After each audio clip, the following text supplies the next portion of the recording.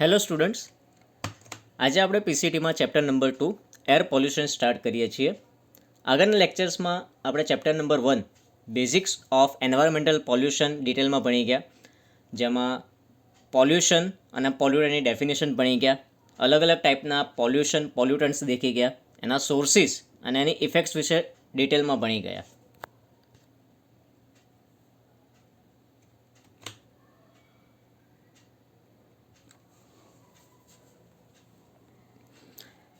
તો આ લેક્ચર પત્યા પછી સ્ટુડન્ટ્સ શું કરી શકશે? They will be able to define ambient air sampling, they will be able to explain need for sampling, they will be able to explain air sampling setup, list out methods for sampling of gaseous air pollutants, and describe various methods for sampling of gaseous air pollutants.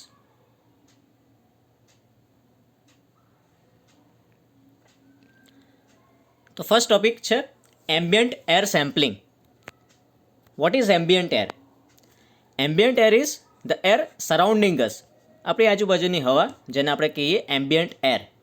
અને ambient air sampling એટલે collection of pollutants in ambient air. આજુબાજુની હવામાંથી પોલ્યુટન્ટ્સને collect કરીએ એને આપણે કહીએ ambient air sampling. Need for sampling and measurement. Air pollution sampling અને મેઝરમેન્ટને આપણે કહીએ એર મોનિટરિંગ. એર મોનિટરિંગ કેમ કરવું પડે, અથવા તો સેમ્પલિંગની જરૂરિયાત શું છે? સેમ્પલિંગ કર્યા પછી આપણને ખબર પડે કે એરની ક્વોલિટી કેવી છે. માની લઈએ કે સલ્ફર ડાયોક્સાઇડનું કોન્સન્ટ્રેશન આપણે મેઝર કરવું છે, તો એમ્બિયન્ટ એરનું સેમ્પલ લઈએ છીએ અને સલ્ફર ડાયોક્સાઇડનું કોન્સન્ટ્રેશન એનાલિસિસ કરીને મેઝર કરીએ છીએ. Central pollution control board CPCB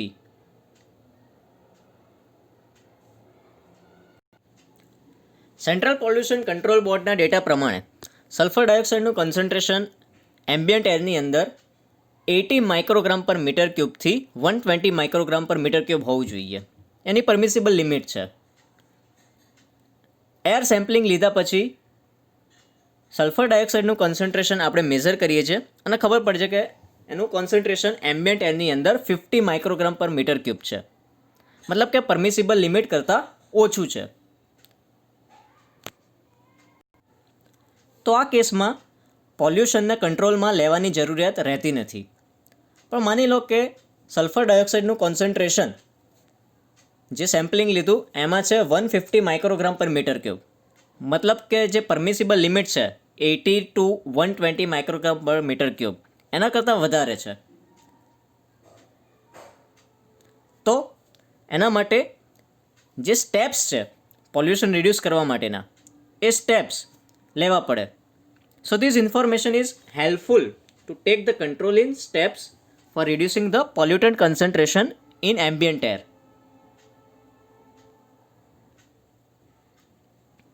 The most objective is to obtain a representative sample, and the sampling should be carried out for a long time and at a rate that allows the collection of an analytically measurable sample.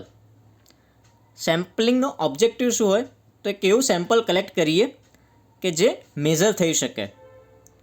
Generally પોલ્યુટન્ટ્સનું level ambient એરમાં ખૂબ ઓછા પ્રમાણમાં હોય છે. તો પોલ્યુટન્ટ measure થઈ શકે એના માટે લાંબા ટાઈમ સુધી કલેક્શન ચાલતું હોય કે જેનાથી એ મેઝર થઈ શકે.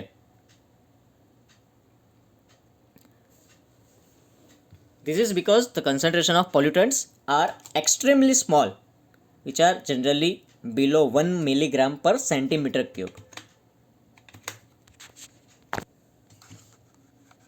In some cases, the pollutants collected by normal sampling method may be reactive and this results in change after collection. અમુક કેસીસમાં પોલ્યુટન્ટ્સ રિએક્ટિવ હોય છે. For example sulphur dioxide. Sulphur ડાયોક્સાઇડનું કલેક્શન લીધા પછી એ ઓક્સિજન સાથે રિએક્ટ કરે છે અને સલ્ફર ટ્રાયોક્સાઇડ બની જાય છે.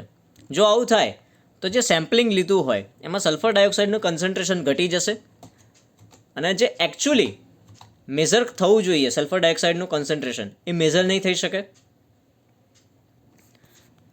તો આ કેસીસમાં અમુક પ્રિકોશન્સ લેવા પડે. ફોર એક્ઝામ્પલ આઇસોપ્રોપેનોલ જે કેમિકલ છે એ જો સેમ્પલિંગ વખતે એડ કરી દઈએ તો સલ્ફર ડાયોક્સાઇડને સલ્ફર ટ્રાયોક્સાઇડમાં કન્વર્ટ નહીં કરવા દે, એ ઇન્હિબિટ કરશે, એટલે કે રિએક્શન કમ્પ્લીટ નહીં થવા દે. So some precautions should be taken in case of reactive પોલ્યુટન્ટ્સ.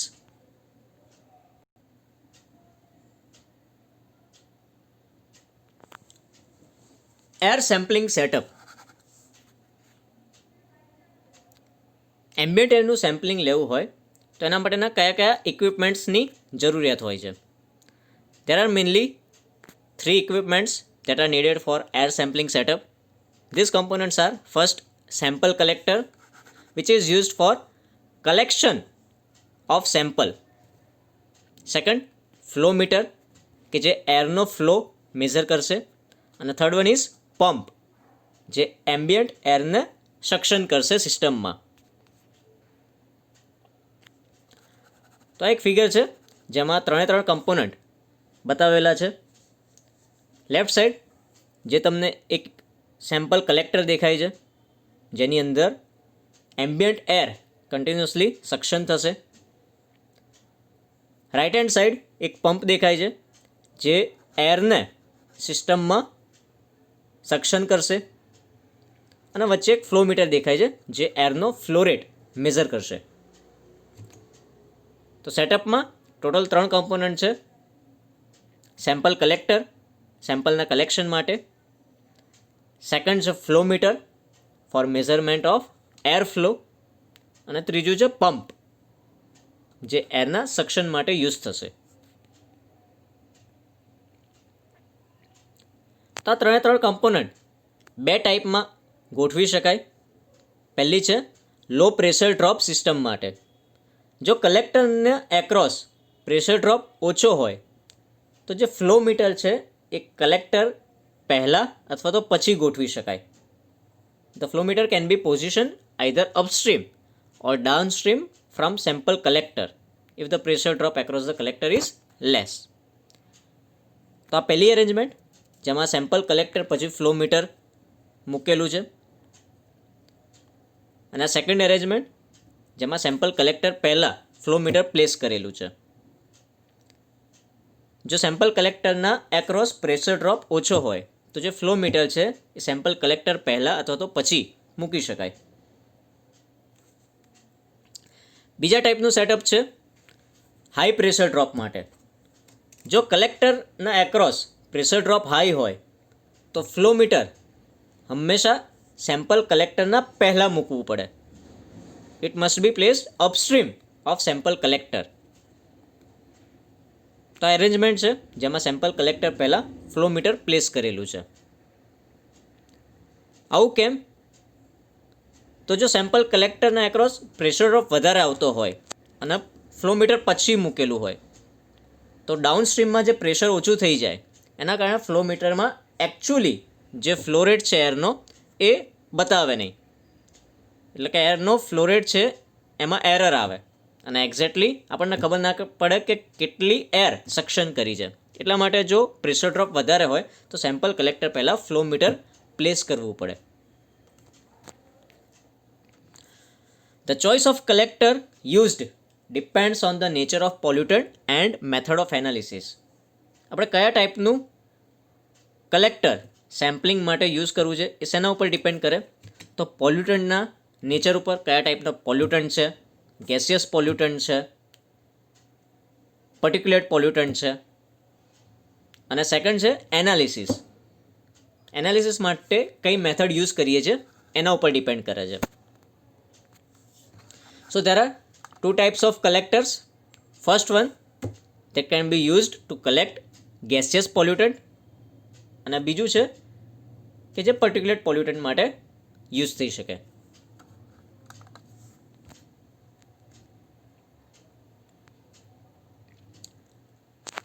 તો આપણે ફર્સ્ટ દેખીએ collection of gaseous air pollutants. Ambient એરની અંદર જે ગેસિયસ એર પોલ્યુટન્ટ્સ હોય છે એના સેમ્પલિંગ કઈ રીતે લઈ શકાય? તો ટોટલ 4 મેથડ્સ છે.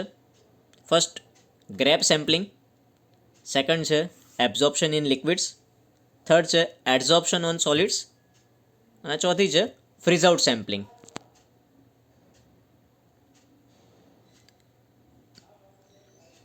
તો પહેલી મેથડ એક્સપ્લેન કરું, grape sampling. The sample is collected in evacuated flask or in inflatable bags. જે સેમ્પલ છે એના કલેક્શન માટે ઇવેક્યુએટેડ ફ્લાસ્ક યુઝ થાય છે અથવા તો ઇન્ફ્લેટેબલ બેગ્સ યુઝ થાય છે. ફિગરમાં તમને ઇન્ફ્લેટેબલ બેગ દેખાય છે કે જેમાં એમ્બિયન્ટ એરનું સેમ્પલિંગ લઈશું તો એ બેગ ફૂલાઈ જશે. જનરલી પ્લાસ્ટિક બેગ્સ યુઝ થતી હોય છે ગ્રેપ સેમ્પલિંગ માટે, પણ પ્લાસ્ટિક બેગ્સના પણ અમુક ડિસએડવાન્ટેજીસ છે. જેમ કે જો ટેમ્પરેચર ઓછું હોય તો બેગની અંદર જે સેમ્પલિંગ લીધેલું હોય એની અંદર મોઇશ્ચર પ્રેઝન્ટ હોય તો એ મોઇશ્ચરનું કન્ડેન્સેશન થઈ જાય અને જે પોલ્યુટન્ટ મોઇશ્ચરમાં ડિઝોલ્વ થઈ શકતો હોય, વોટરની અંદર સોલ્યુબલ હોય, એ ડિઝોલ્વ થઈ જાય અને એ જ પોલ્યુટન્ટનું જો કન્સન્ટ્રેશન મેઝર કરવું હોય તો એકચ્યુઅલી મેઝરમેન્ટ વખતે એ પોલ્યુટન્ટ ઓછો થઈ જવાના કારણે એરર આવે.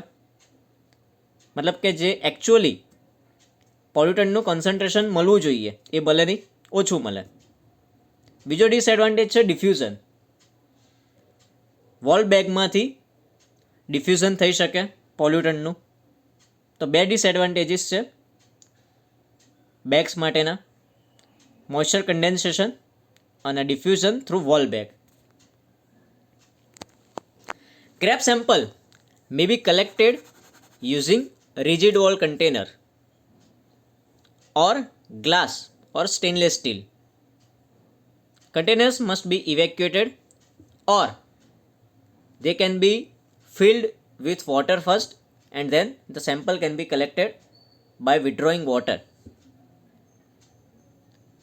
Second જે છે evacuated flask એ યુઝ થઈ શકે છે ગ્રેપ સેમ્પલિંગ માટે.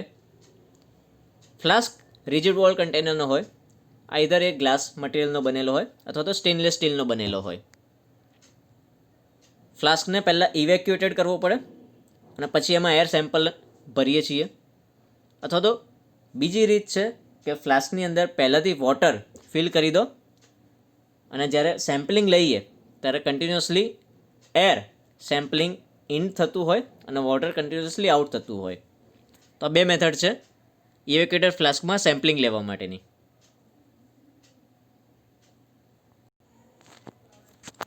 તો ફિગરમાં તમને દેખાય છે ગ્રેપ સેમ્પલિંગ માટે જે ઇક્વિપમેન્ટ છે ઇવેક્યુએટેડ ગ્લાસ સિલિન્ડર છે.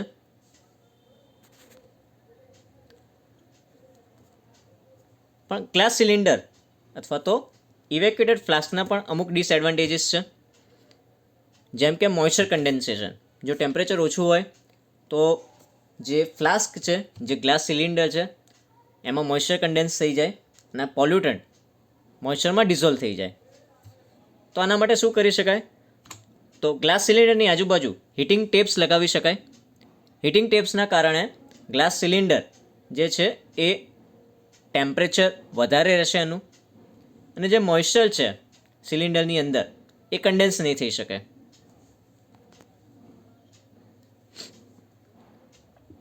Alternatively, a container may be filled with water and then used as a collector by draining away the water and filling an air sample.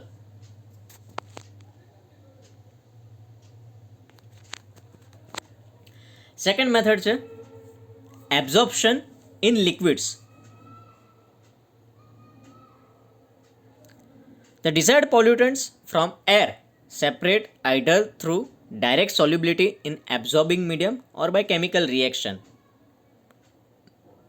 Air sampling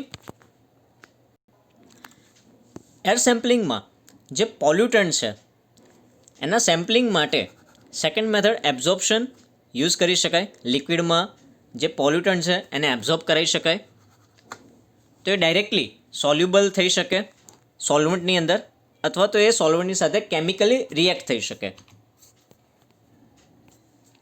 Many type of collectors are used in case of absorption. First one is fritted glass absorber and second one is ઇમ્પિન્જર્સ.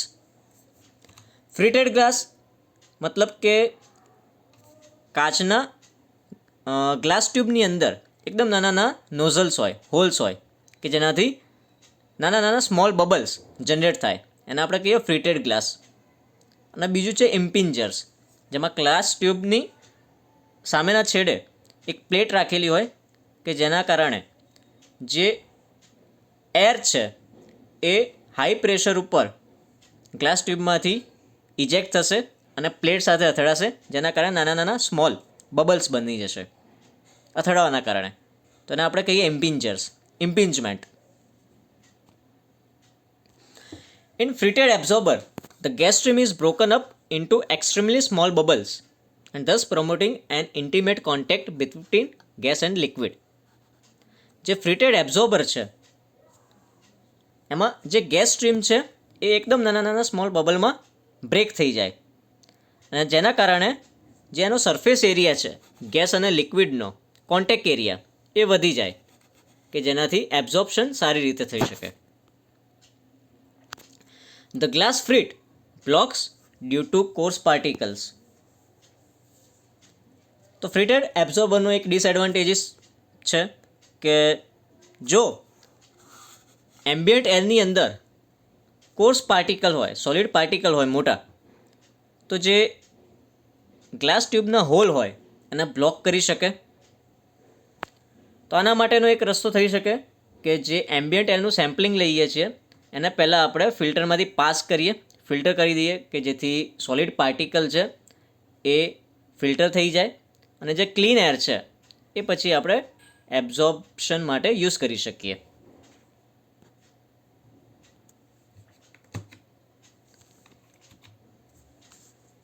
તો ફિગરમાં તમને દેખાય છે ફ્રીટેડ absorber છે, અલગ અલગ ટાઈપના absorber છે.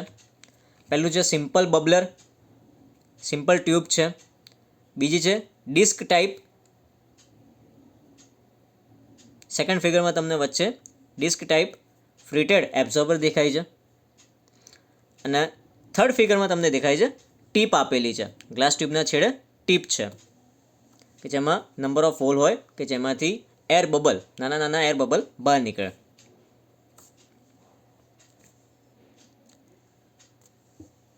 Right hand સાઈડની ફિગરમાં તમને ઇમ્પિન્જર્સ દેખાય છે. બે ટાઈપના ઇમ્પિન્જર છે, Smith type and midget type.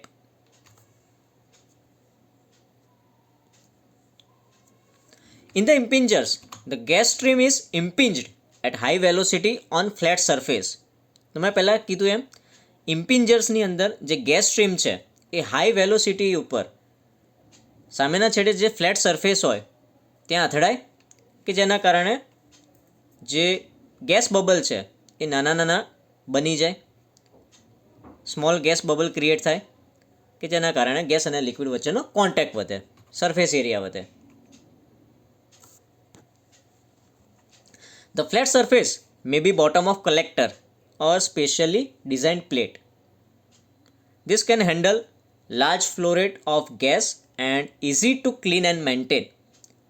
તો ઇમ્પિન્જરનો એક એડવાન્ટેજ છે ફ્રીટેડ એબ્ઝોર્બરની અંદર ગ્લાસ ટ્યુબની અંદર કોર્સ પાર્ટિકલ ચોકઅપ થઈ શકે, બ્લોક કરી શકે ગ્લાસ ટ્યુબને, જ્યારે ઇમ્પિન્જરની અંદર નોઝલ્સ અથવા તો નાના નાના હોલ ગ્લાસ ટ્યુબની અંદર હોતા નથી કે જેના કારણે એને ક્લીન કરવી, મેન્ટેનન્સ ઇઝી પડે.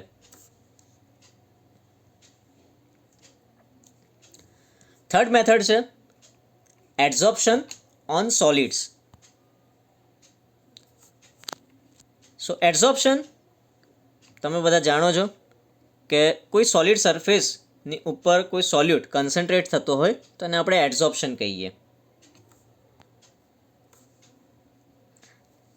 જે ગેસના મોલિક્યુલ્સ છે એ સોલિડના સરફેસ ઉપર કોન્સન્ટ્રેટ થશે, ભેગા થશે. So this method is based on the principal that gases are adsorbed on the surface of solid materials. The sample air is passed through packed column which contains finely divided solid adsorbents. જે air sample છે એને આપણે pack કોલમમાંથી pass કરીએ છીએ કે જેની અંદર finally divided એટલે એકદમ નાના સોલિડ પાર્ટિકલ્સ ભરેલા હોય, સોલિડ એડઝોર્બન્ટ હોય કે જેની ઉપર જે પોલ્યુટન્ટ છે એ કન્સન્ટ્રેટ થઈ જશે. On the surface of solid particles the pollutants are retained and કન્સન્ટ્રેટેડ.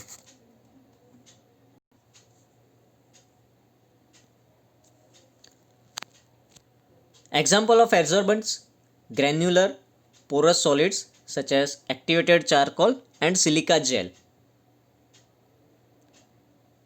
Activated charcoal use કરી શકાય એડઝોર્બન્ટ તરીકે, સિલિકા જેલ પણ યુઝ થઈ શકે. તમે દેખ્યું હોય તો જ્યારે વોટર બેગ ખરીદો છો એની અંદર નાના નાના પેકેટ્સ હોય છે જેને આપણે કહીએ સિલિકા જેલના પેકેટ્સ.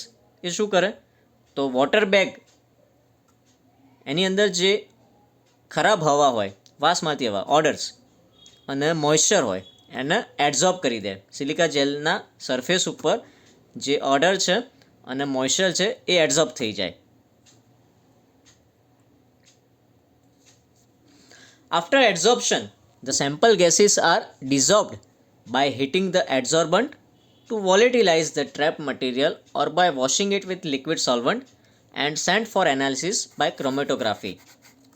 એડઝોર્પ્શન થઈ ગયા પછી જે પોલ્યુટન્ટનું કન્સન્ટ્રેશન મેઝર કરવું છે એને પાછો ડિસોલ્વ કરાવવો પડે, સોલિડના સરફેસ ઉપરથી છૂટો પાડવો પડે.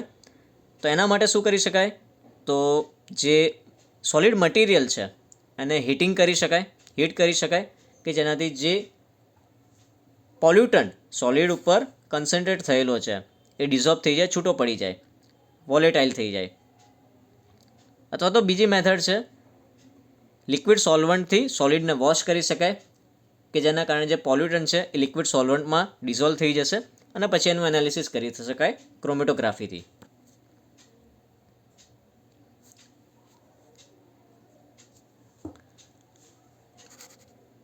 Disadvantages: there are some problems associated with desorption of gases, so adsorbent sampling is not very much used.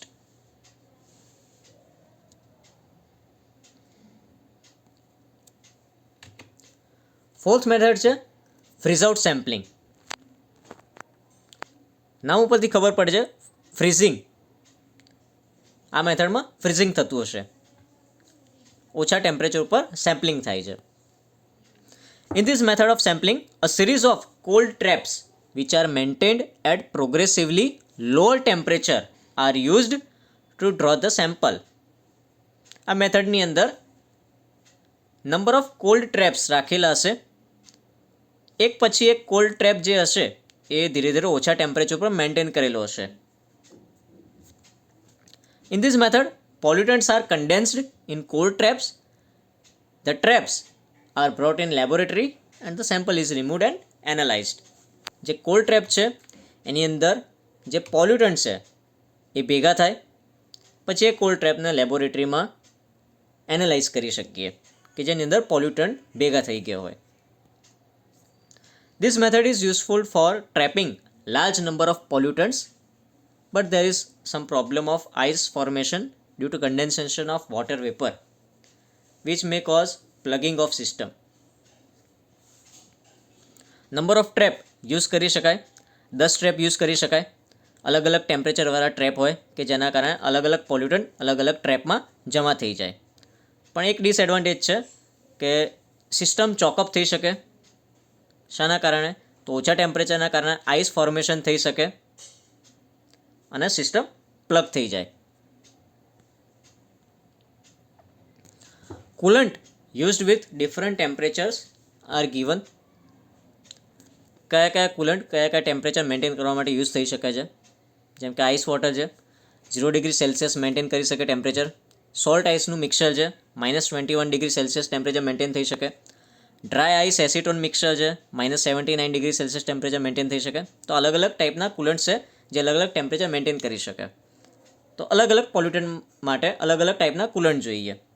અને નંબર ઓફ ટ્રેપ્સમાં અલગ અલગ કુલન્ટ સર્ક્યુલેટ થતા હોય કે જેનાથી અલગ અલગ પોલ્યુટન્ટ છે એ અલગ અલગ ટ્રેપમાં કન્ટિન્યુઅસલી જમા થાય અને પછી એનું આપણે લેબ એનાલિસિસ કરી શકીએ કે જેનાથી પોલ્યુટન્ટનું લેવલ અથવા તો કન્સન્ટ્રેશન એમ્બિયન્ટ એરમાં કેટલું છે એ ખબર પડે.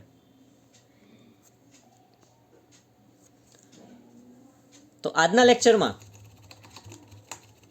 આપણે નંબર ઓફ ટોપિક્સ દેખ્યા, જેમાં એમ્બિયન્ટ એર સેમ્પલિંગ શું છે એ દેખ્યું, સેમ્પલિંગની નીડ શું છે, જરૂરિયાત શું છે એ દેખી, એર સેમ્પલિંગ સેટઅપ કયા ટાઈપનું હોય, એના કયા કયા કમ્પોનન્ટ્સ છે, અને હાઈ પ્રેશર લો પ્રેશર માટે કઈ રીતે સેટઅપ એરેન્જ કરી શકાય એ દેખ્યું.